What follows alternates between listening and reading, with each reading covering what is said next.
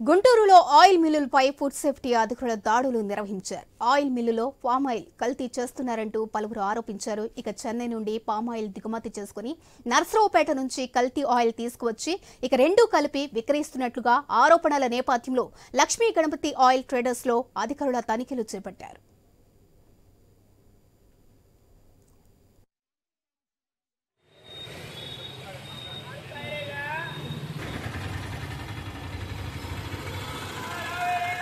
ఇక్కడికి వచ్చేసి చూస్తూ ఉండండి. ఈటీవీ కూడా ఇద్దాం అందుకోసం అది లూజ్ అండి.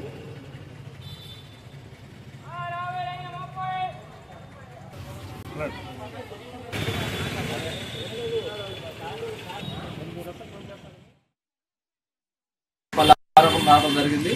దాని నిమిత్తం ఈరోజు గుంటూరు పట్టణంలో ఉన్న బండబజార్లో ఉన్న షాపులు తనిఖీ చేయడం జరిగింది. దాంట్లో పార్ట్గా ఇవాళ పామోలిన్, రైస్ బ్రాన్, శనగ నూనె అన్ని ఆరోపణలు ఉన్నాయి. అన్ని శాంపిల్స్ కలెక్ట్ చేస్తూ ఉన్నాము. ఏదన్నా ప్రూవ్ అయితే మాత్రం ఇమీడియట్గా ఆయిల్ సీజ్ చేయడం జరుగుతుంది. షాపు కూడా నోటీస్ ఇచ్చి షాపును కూడా సీజ్ చేయడం, లైసెన్స్ స్కాన్ చేయడం జరుగుతుంది. తర్వాత ఈ శాంపిల్స్ అన్నీ కూడా ల్యాబ్కి పంపిస్తూ ఉన్నాం. ల్యాబ్కి పంపించిన అనాలిసిస్ రిపోర్ట్ వచ్చిన తర్వాత